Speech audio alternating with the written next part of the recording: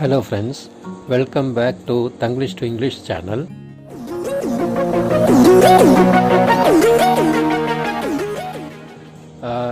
Today's episode is all about past perfect tense. Perfectனா என்னன்னு சொல்லியிருக்காங்க இல்லையா, ஒரு செயலானது முழுமையிலமாக முற்றுப்பெற்று இருக்கக்கூடிய அந்த நினைவுகள் தாக்கம் இருக்கக்கூடிய நிலையில் இருக்கிறதெல்லாம் பெர்ஃபெக்ட்னு சொல்கிறோம். பாஸ்ட் டென்ஸ் உங்களுக்கு ஏற்கனவே தெரியும், கடந்த காலத்தில் நடந்த ஒரு செயலை குறிக்கும். இப்போ பாஸ்ட் பெர்ஃபெக்ட் டென்ஸ்னால் என்னன்னு கேட்டிங்கன்னா, ரெண்டு நிகழ்ச்சி நடக்குது. ஒரு நிகழ்ச்சி முடிந்த பிறகு அடுத்த நிகழ்ச்சி உடனே நடக்குது.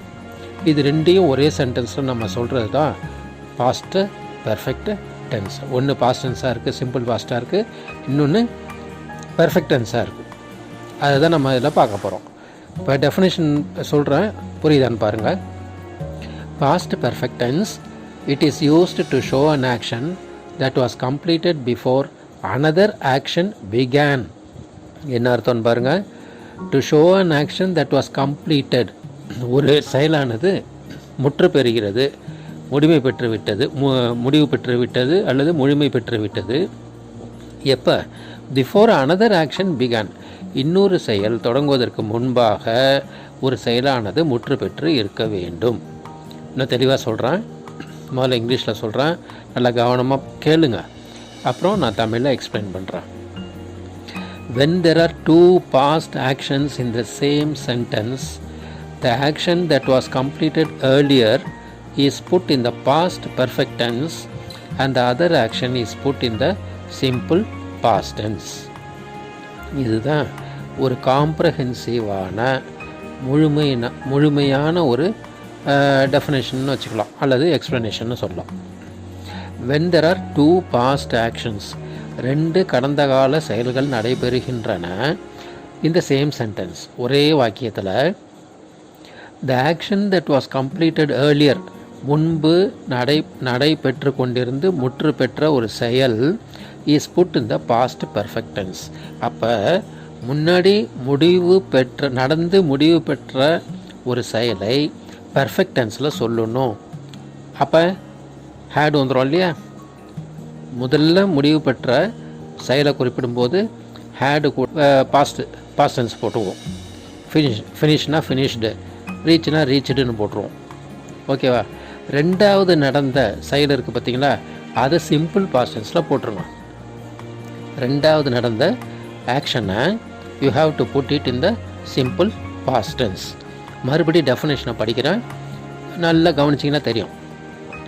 when there are two past actions in the same sentence, ஒரே வாக்கியத்தில் இரண்டு கடந்த கால செயல்களை பற்றி குறிப்பிடுகிறோம். the action that was completed earlier is put in the past perfect tense. முதலில் நடந்து முற்று பெற்ற அந்த ஒரு செயலை பாஸ்ட் பெர்ஃபெக்ட் டென்ஸில் போட வேண்டும் அல்லது ஹேடு கூட சேர்த்து போட வேண்டும்.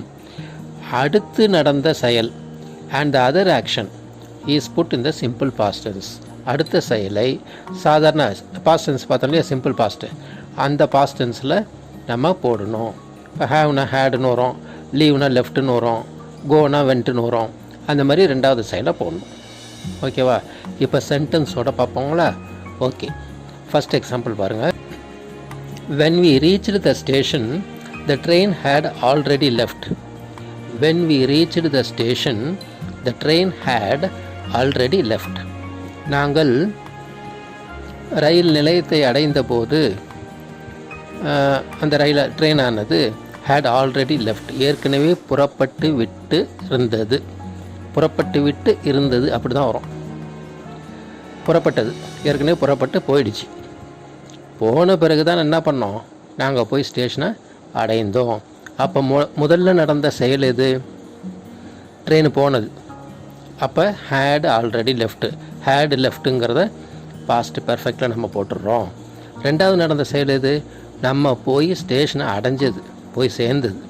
அப்போ ரீச்சுக்கு பாஸ்ட் டென்ஸு ரீச்டு. மறுபடியும் படிக்கிறேன். when we reached the station, எப்போ சேர்ந்தோம்? ரெண்டாவதாக தான் போய் சேர்ந்தோம். முதல்ல நடந்த செயல் ட்ரெயின் போனது.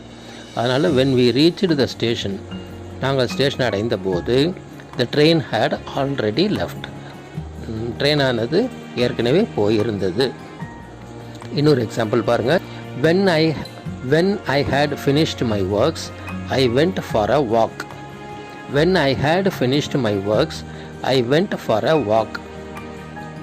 இப்போ என்னுடைய வேலையை நான் முடித்து விட்ட பிறகு நான் வாக்கிங் சென்றேன், நடைபயிற்சி சென்றேன்.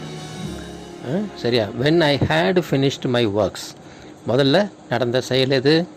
when I had finished my worksன்னு சொல்லும்போது முதல்ல நடந்தது என்னுடைய வேலையை நான் முடித்தது.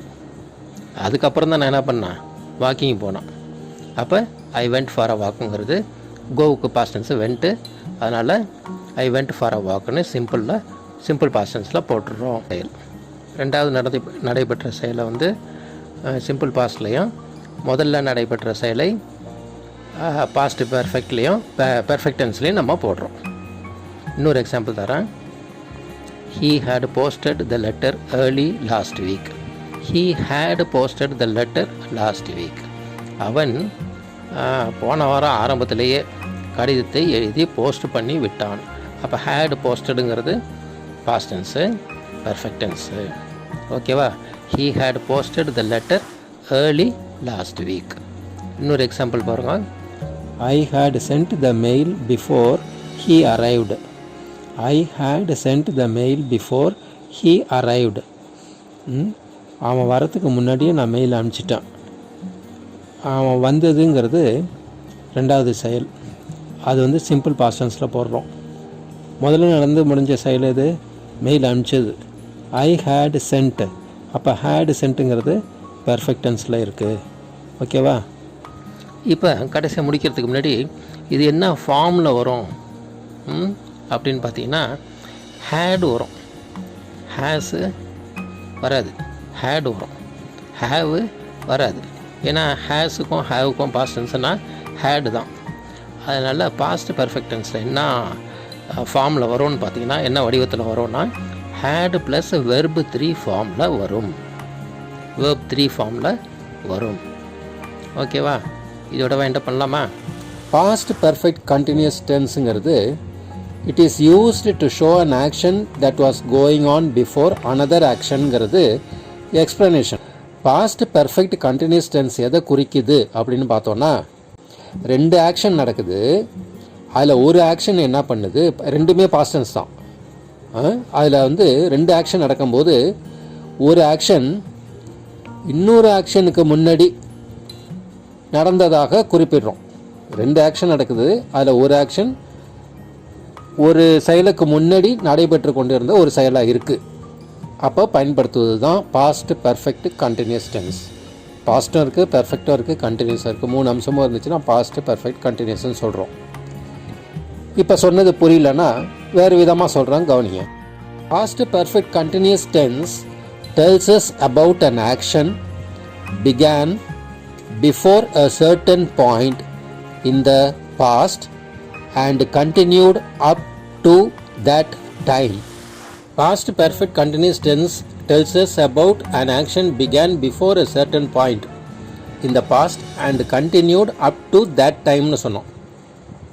இந்த ரெண்டு ஆக்ஷனில் ஒரு ஆக்ஷன் என்ன ஆகுது, முன்னாடி ஆரம்பித்து ஒரு குறிப்பிட்ட நேரம் வரைக்கும் அது நடக்குது இந்த past, and continued up to that time, ஏதோ ஒரு நேரத்தை நம்ம குறிப்பிட்டிருக்கிறோம் அந்த சென்டென்ஸில், அது வரைக்கும் அந்த ஆக்ஷன் தொடர்ந்து நடைபெற்று கொண்டு இருந்திருக்க வேண்டும். இப்போ எக்ஸாம்பிள் பார்க்கும்போது உங்களுக்கு இன்னும் கிளியராக புரியும். He had been living here before he went to Mumbai. He had been living here before he went to Mumbai. அவன் மும்பை நகரத்திற்கு செல்வதற்கு முன்னால் இங்கே வசித்து வந்திருக்கிறான், வசித்து கொண்டு இருந்திருக்கிறான். அப்போ பாம்பேக்கு போகிறதுக்கு முன்னாடி அவன் என்ன பண்ணான், இங்கே வாழ்ந்து கொண்டு இருந்திருக்கிறான். அப்படிங்கிறது தான் he had been livingனு பார்க்குறோம். அப்போ நம்ம ஏற்கனவே பார்த்தோம் இல்லையா, ஹேவ் ஹேஸுக்கு பாஸ்ட் என்ன, ஹேட் இல்லையா, பீன் வந்துருச்சு கண்டினியூஸுங்கிறதுனால பீன் லிவிங் அப்படின்னு பார்க்குறோம். அப்போ ஹேட் பீன் லிவிங்கிறது இங்கே பாஸ்ட் பர்ஃபெக்ட் கண்டினியூஸ் ஆகிடுது. அப்போ ரெண்டு ஆக்ஷனு, ஒன்று he went to மும்பை, ஒரு பாயிண்ட் ஆஃப் டைம்னு சொன்னோம்ல எக்ஸ்பிளைன் பண்ணும்போது, மும்பைக்கு போனதுங்கிறது ஒரு பாயிண்ட் ஆஃப் டைம். அதுக்கு முன்னாடி வரைக்கும் அவன் இங்கே வாழ்ந்திருக்கிறான் அப்படின்னு பார்க்குறோம். He had been living here before he went to Mumbai. Okay, we shall see the second example. Mrs. X had been acting in films before she entered politics. இங்கே ரெண்டு action இருக்குது. ஒன்று, மிஸ்ஸஸ் எக்ஸுங்கிறவங்க பாலிடிக்ஸுக்கு வந்திருக்காங்க. அதுக்கு முன்னாடி என்ன பண்ணியிருக்காங்க, பல திரைப்படங்களில் நடித்திருக்கிறார்கள். இப்போ எங்கேயும் பாருங்கள், Mrs X had been acting in films before she entered politics. Politics வர்றதுங்கிறது ஒரு பாயிண்ட் ஆஃப் டைம். அது வர்றதுக்கு முன்னாடி ஒரு ஆக்ஷன் நடைபெற்று கொண்டு இருந்திருக்கிறது. எந்த ஆக்ஷனு? சினிமாவில் நடிக்கக்கூடிய அந்த ஆக்ஷன் ஆனது நடைபெற்று கொண்டு இருந்திருக்கிறது at a point of time வரைக்கும். எந்த பாயிண்ட் ஆஃப் டைம் வரைக்கும்? Before she entered politics. அரசியலுக்கு அவர்கள் வருவது என்பது ஒரு பாயிண்ட் ஆஃப் டைம். அது வரைக்கும் அவங்க என்ன பண்ணியிருக்காங்க, நடித்திருக்கிறார்கள். Mrs X had been acting in films before she entered politics. Okay, இப்போ பார்த்த ரெண்டு எக்ஸாம்பிளும் பார்த்தீங்கன்னா ரெண்டு பார்ட், ரெண்டு யூனிட்டாக இருக்குது. அதில் ஒரு யூனிட் வந்து பாஸ்ட் பர்ஃபெக்ட் கண்டினியூஸாக இருக்குங்கிறத பார்த்தோம். இப்போ இதில் என்ன ஃபார்ம்னு எப்போதும் நான் சொல்லிட்டு வருவேன் இல்லையா உங்களுக்கு. அதில் பார்த்தீங்கன்னா ஹேடு சேருது ப்ளஸ் பீன் சேருது ப்ளஸ் V4 ஃபார்ம் வரும். அப்போ என்ன ஃபார்மில் இருக்குது? Had, been plus verb plus ING. இதுதான் பாஸ்ட் பர்ஃபெக்ட் கண்டினியூஸ் டென்ஸ்னு பார்க்குறோம். ஓகே ஃப்ரெண்ட்ஸ், இன்னும் ஒரே ஒரு எக்ஸாம்பிள் கொடுத்து முடிச்சிடலாம்.